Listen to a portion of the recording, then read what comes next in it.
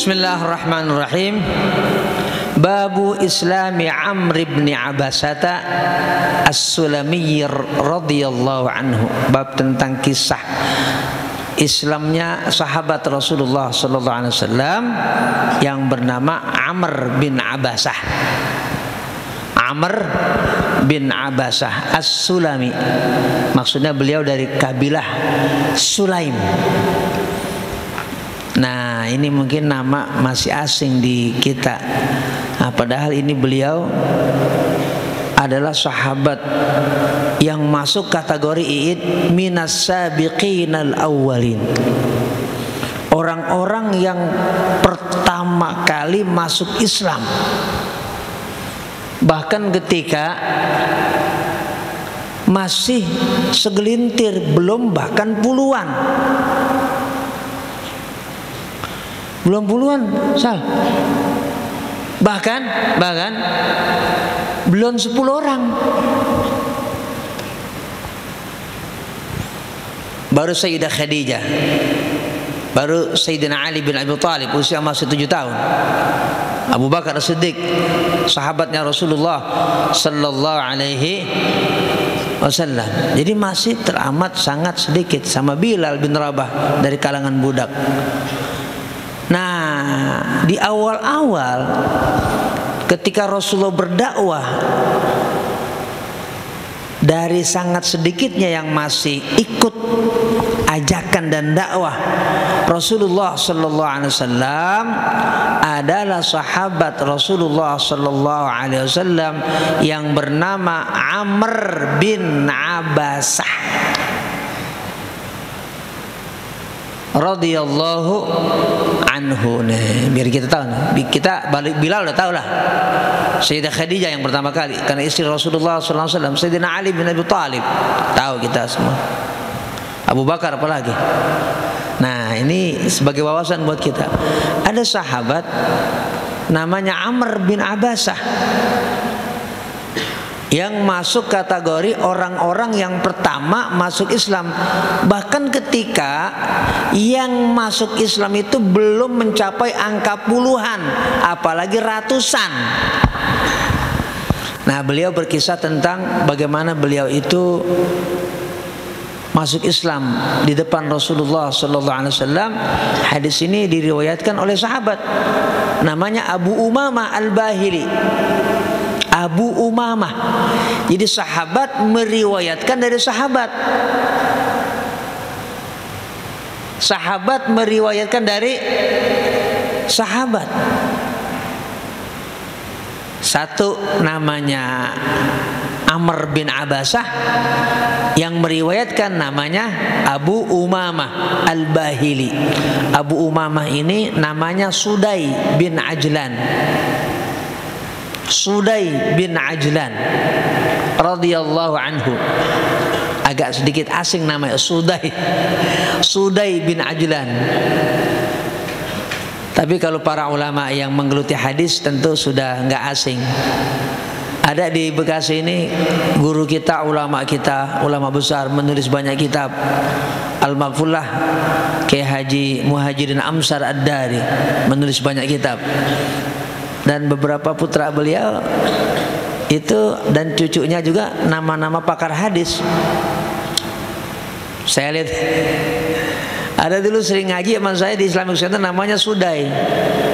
Cucunya Al-Maghfurlah Kiai Haji Muhajirin Amsar. Jadi saya ingat, oh iya, Sudai, nama sahabat Rasulullah SAW. Ini kalau bukan kakeknya yang alim, nggak mungkin dapat nama itu. Namanya Sudai bin Ajlan.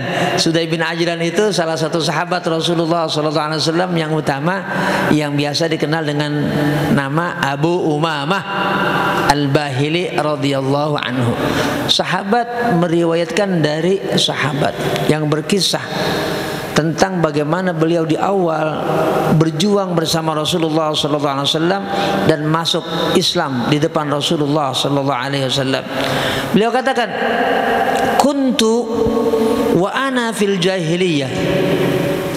Saya ketika di zaman jahiliyah, kata siapa? Amr bin Abasa. Kuntu wa ana fil jahiliyah adhunnu anna an-nasa ala dhalalatin. Saya waktu di zaman jahiliyah, saya udah yakin bahwa orang kampung saya ini, masyarakat saya ini ala dhalalah. Ini tersesat, kagak bener ini.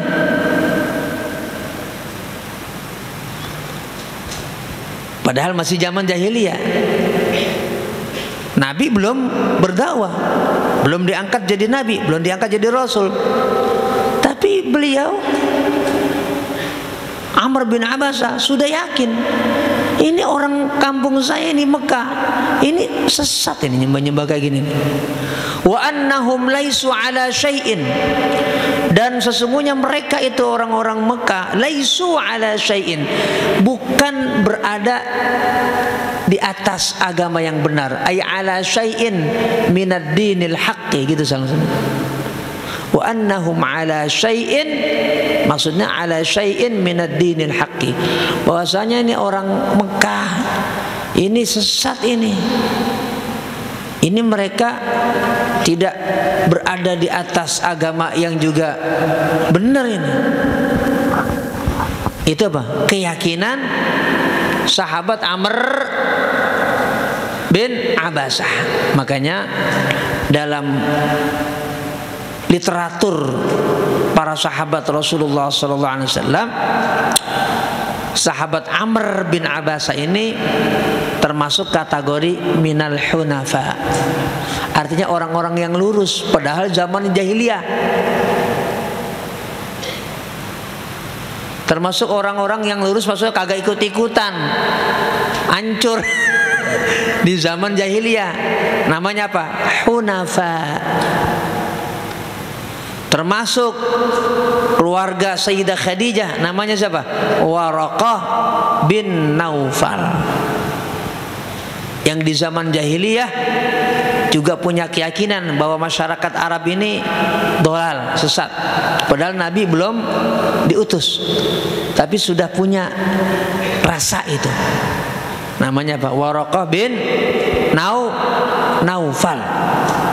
Nah, kemudian dia bilang lagi, buktinya apa? Wahum ya'budunal awthana. Buktinya orang kampung saya, mereka itu apa? Ya'budunal awthana. Ya'buduna, mereka menyembah al-awthana, berhala. Tiba-tiba kata sahabat Amr bin Abasah, fasami'tu birajulin bimakkata yukhbiru akhbara. Tiba-tiba saya dengar ada seseorang yang mengabarkan, maksudnya dapat wahyu dari Allah Subhanahu wa taala. Ketika saya dalam kondisi, ya anggaplah kegelisahan akidah, tapi ada keyakinan bahwa ini orang kampung saya sesat, tiba-tiba saya mendengar ada seseorang yang memberikan berita kabar dari langit bahwasanya mendapat wahyu dari Allah Subhanahu wa taala.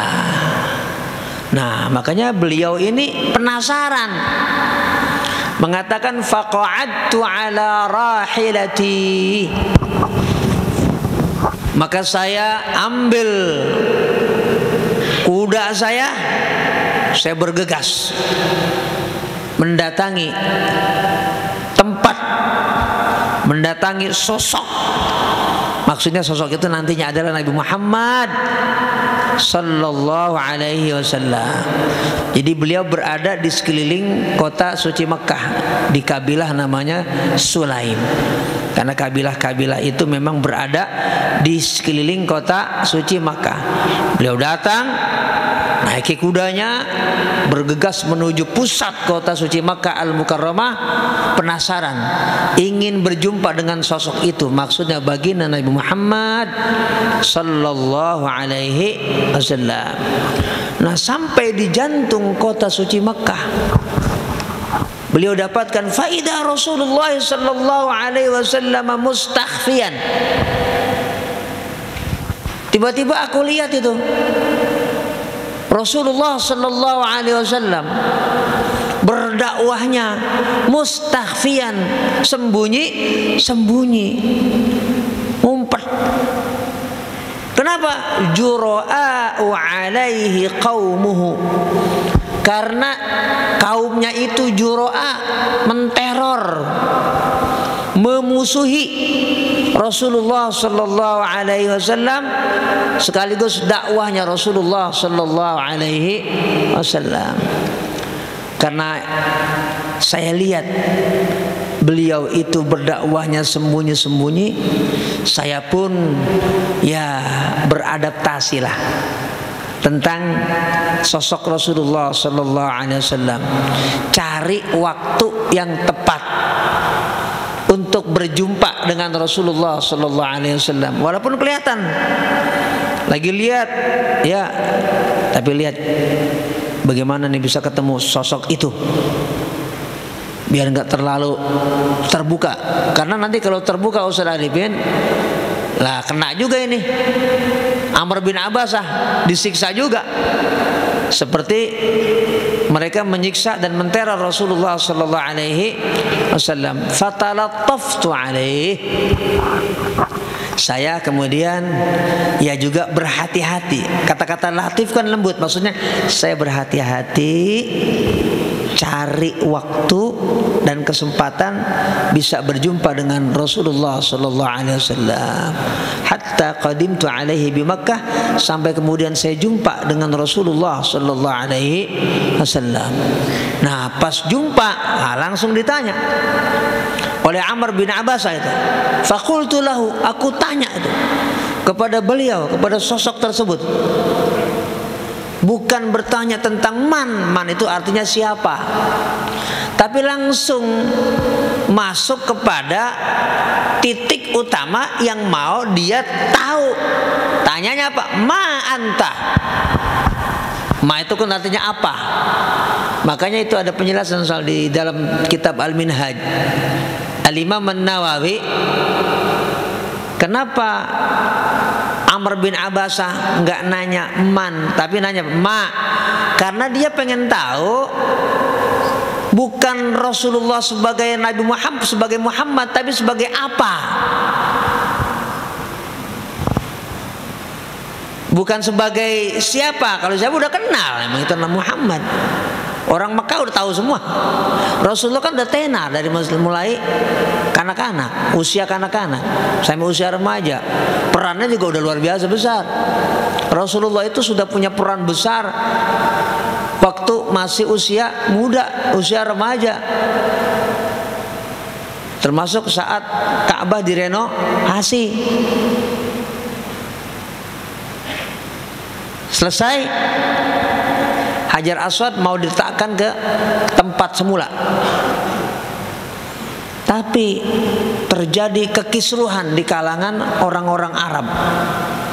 Merasa kabilah A, B, C, D paling pantas untuk meletakkan Hajar Aswad di tempatnya semula. Gua, ya.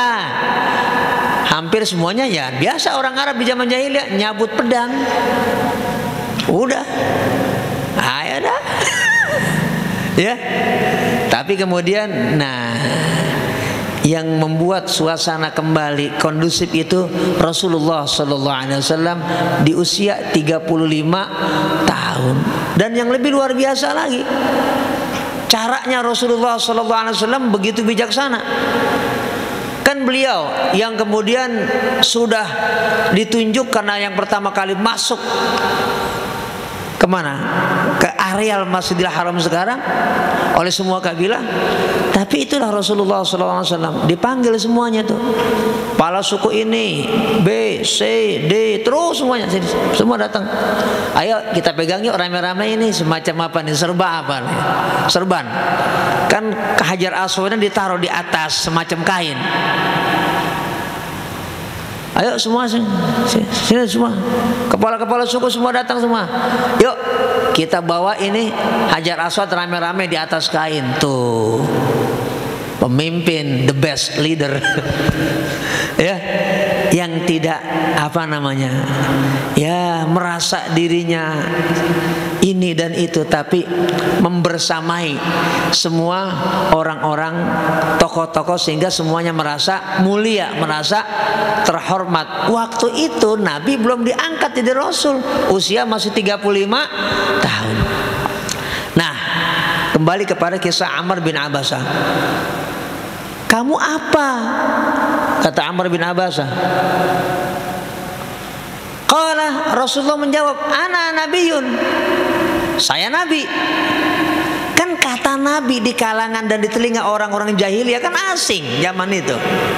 Makanya Pak Jagus itu nanya lagi, Amr bin Abasah, ma nabiyun, nabi itu emang apaan sih?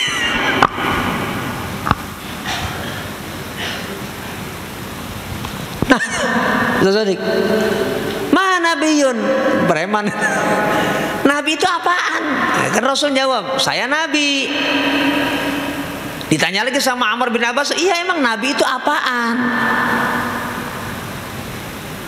Kata Rasulullah sallallahu alaihi wasallam, jawab Rasulullah sallallahu alaihi wasallam, arsalani Allahu, Allah mengutus saya. Jadi yang dimaksud nabi itu adalah sosok yang diutus oleh Allah. Sudah gitu Ustaz Fauzi.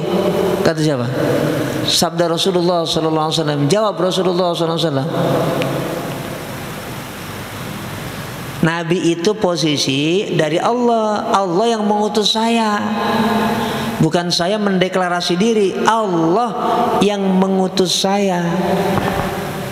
Ditanya lagi oleh sahabat ini, Amr bin Abasah, wa bi ayyi syai'in arsalakallah. Tapi Bang Babi kan rusak.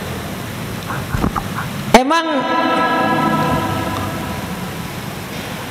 Allah mengirim engkau untuk misi apa? Kata siapa? Amr bin Abbas. Emang Allah itu mengutus engkau dalam rangka apa? Nyuruh apa? Misinya apa? Kok engkau diutus, dikirim oleh Allah Subhanahu wa taala sebagai nabi? Qala Rasulullah sallallahu alaihi wasallam menjawab, satu, bisilatil arham wa kasril awthan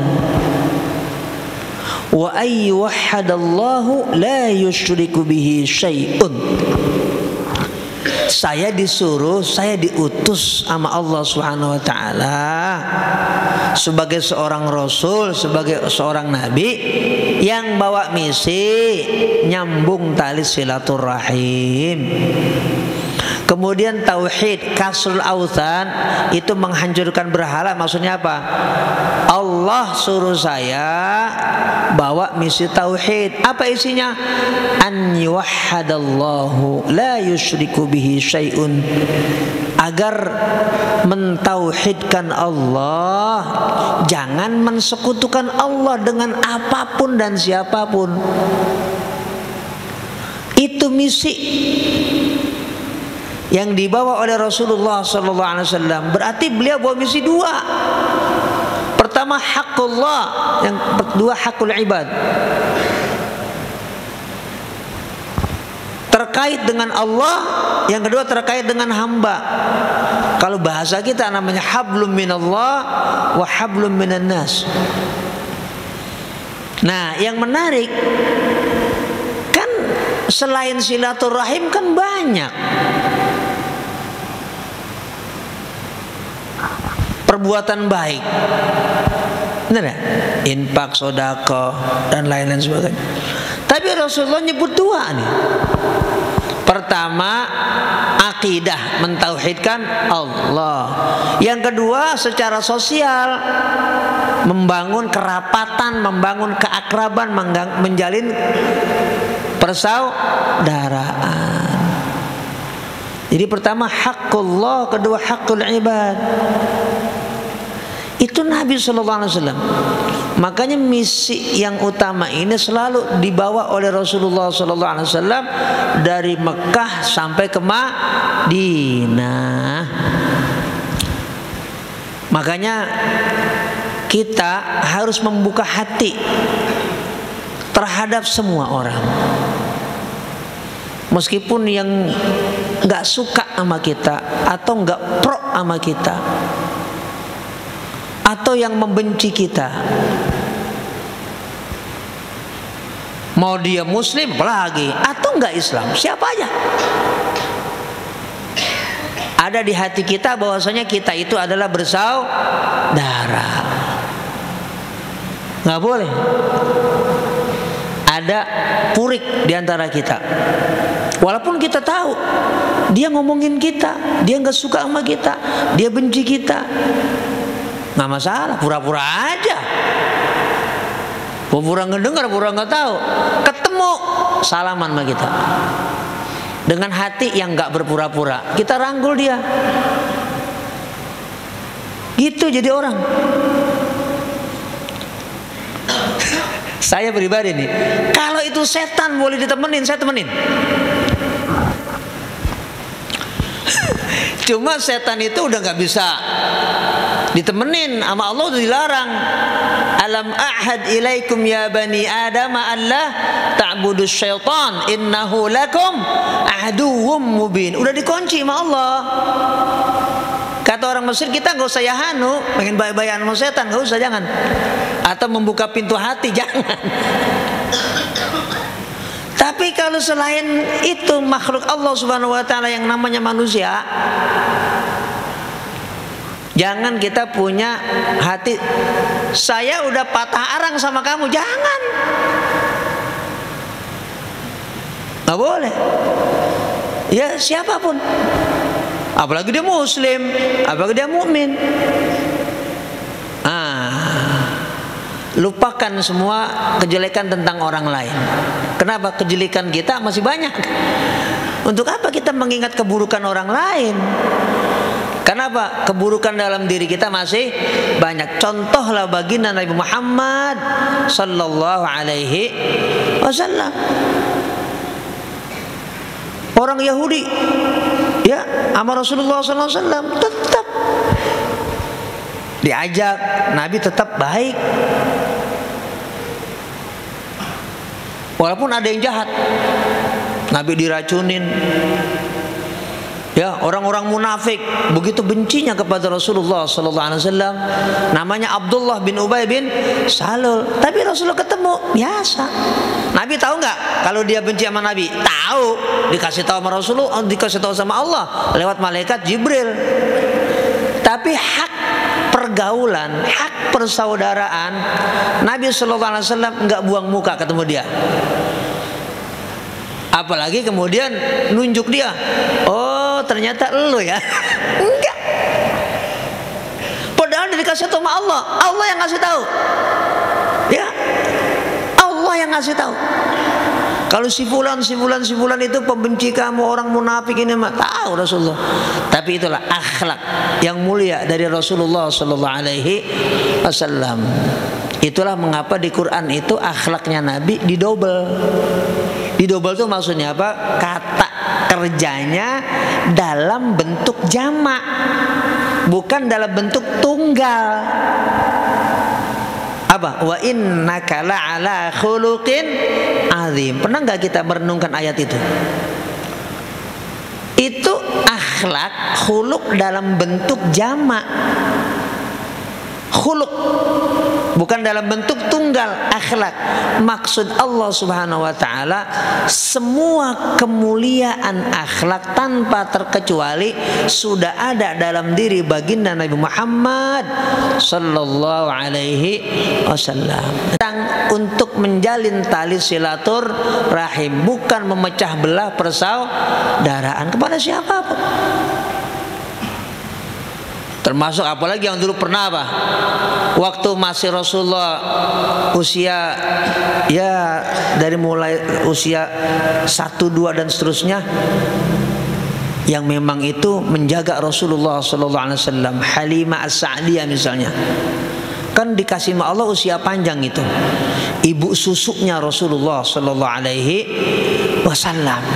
Selepas perang Hunain di tempat yang namanya Ji'rana, Nabi ketemu ibu susunya, kenal. Itu Rasulullah memperlakukannya ibu. ridanya Rasulullah, sorbannya Nabi di beliau ambil, beliau nggak taruh di dada, dibuat tempat duduk Halimah As-Sa'diyah. Jangan duduk di tikar pelepah korma, Bu, jangan, nggak pantas. Ibu pantasnya di sorban saya. Sama Rasulullah dibuka ini sorban tempat sini, dibuat duduk. Ya, ibu yang dulu sudah menyusui namanya Halimah As-Sa'diyah. Ini akhlaknya Rasulullah sallallahu alaihi wasallam. Makanya ini penting buat kita tentang misi Rasulullah sallallahu alaihi wasallam yang beliau sampaikan kepada seorang sahabat yang di awal masuk Islam. Siapa namanya? Amr bin Abbasah. Tanya lagi Amr bin Abbas kepada Rasulullah sallallahu alaihi wasallam, "Faman ma'aka 'ala hadza?" Ya Rasulullah, yang ikut kamu siapa? Kan masih dikit. Nabi nggak nyebut orangnya, si anu. Nah, itu strategi dakwah Rasulullah sallallahu alaihi wasallam di saat seperti itu. Karena nanti kalau nyebut nama, Nabi nggak tahu ini Amr Abbasah, kan masih awal. Ntar takutnya nyebarin kemana-mana. Ntar yang dibocorin namanya oleh Rasulullah SAW bisa disiksa sama orang yang lain, mau tokoh-tokoh punggawa Quraisy yang masih kafir. Makanya Nabi nggak nyebut nama. Ketika ditanya oleh Amr bin Abbasah, yang ikut kamu siapa? Faman ma'aka 'ala hadza? Yang ikut kamu agama ini siapa? Qala, Nabi menjawab, hurrun wa 'abdun. Ada orang yang budak, ada orang yang merdeka hurrun, ada juga orang yang abdun, budak. Yang merdeka juga ngikut saya, yang budak juga ngikut saya. Kemudian setelah itu sahabat Amr bin Abbasah, oh iya, setelah beberapa hari tahu, oh yang dimaksud Rasulullah SAW itu adalah Abu Bakar. Hurrun, orang merdeka. Oh, yang dimaksud abdun, budak, itu adalah Bilal. Tapi yang ngambil kesimpulan ya Amr bin Abbasah, bukan siapa? Bukan Rasulullah sallallahu alaihi wasallam. Nah, ini cara Rasulullah sallallahu alaihi wasallam berdakwah. Mustakhfiyan, karena saat itu memang belum terbuka. Jadi lihat kondisi dan situasi. Bukan takut. Nabi nggak ada takut, hanya takut kepada Allah Subhanahu wa taala. Tapi memang dakwah itu harus punya strategi, cara, jangan sampai menimbulkan kegaduhan, fitnah yang sangat besar. Bukan karena takut, bukan. Tapi dakwah itu harus punya cara. Ud'u ila sabili rabbika bil hikmati wal mau'izatil hasanah.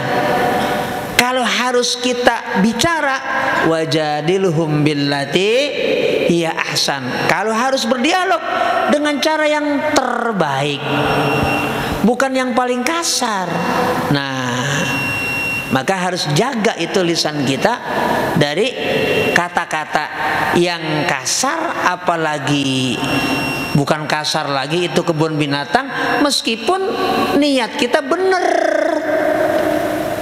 Boleh nggak? Nggak boleh. Siapapun dia, nggak boleh. Kata-kata itu meluncurnya harus baik, tegas, tapi kalimatnya jangan mengandung ejekan, cemoohan, apalagi ya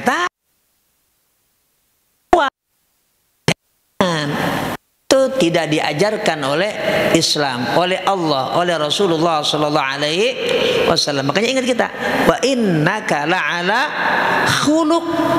Akhlak itu jam, khuluq itu jam, akhlak azim, yang sangat agung. Jadi disimpulkan oleh Allah Subhanahu wa taala, sosok Rasulullah sallallahu alaihi wasallam hanya dalam satu kata, namanya khuluq. Artinya sudah menghimpun segala yang baik ada semuanya dalam diri Rasulullah sallallahu alaihi wasallam. Karena hadis ini sangat panjang, nanti kita lanjutkan lagi, dan lebih menarik lagi hadis ini karena terkait dengan hal-hal yang penting dari dakwahnya Rasulullah sallallahu alaihi wasallam. Al-Fatihah. A'udzubillahi minasyaitonir rajim. Bismillahirrahmanirrahim.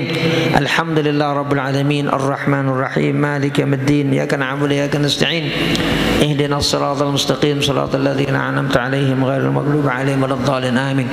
Astaghfirullahaladzim wa lakal hamdu ya ma'bud. Allahumma salli wa sallim ala sayyidina Muhammadin wa ala alihi. Allahumma ighfir lana wa liwalidina li masyayikhina li jami'il muslimina wal muslimat wal mu'minina wal mu'minat al ahya' minhum wal amwat. Allahumma aslih ذات بيننا اللهم ألف بين قلوبنا ربنا آتنا في الدنيا حسنة وفي الآخرة حسنة وقنا عذاب النار. وصلى الله على سيدنا محمد وعلى آله وصحبه وسلم والحمد لله رب العالمين.